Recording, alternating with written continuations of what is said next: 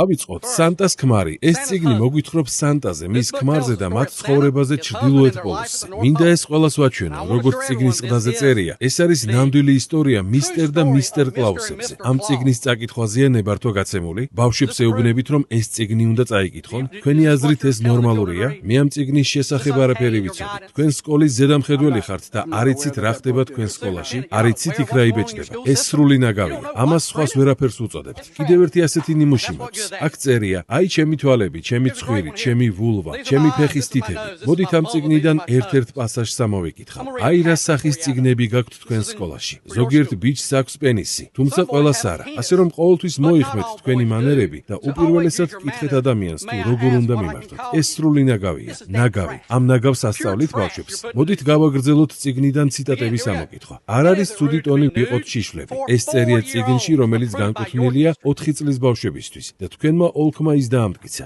იმედი მაქვს ყველანი ხედავთ, რას უყურებენ 4 წლის ბავშვები ასეთ წიგნებში. შიშველ ფოტოებს. ეს სრული ნაგავია. მართლა ფიქრობთ, რომ 4 წლის ბავშვებისთვის ნორმალურია შიშველი ქალების და კაცების, ან მსუბუქი პორნოგრაფიის ყურება? არა, არ არის ადეკვატური, როდესაც მოსწავლეები პორნოგრაფიას უყურებენ. თუმცა მე არ მქონდა ინფორმაცია ამ ყველაფრის შესახებ. მაშინ რატომ არის ეს წიგნები თქვენ სკოლაში რეკომენდებული? გამოიწერე და გაიგე ამბები ლიბერალური ცენზურის გარეშე.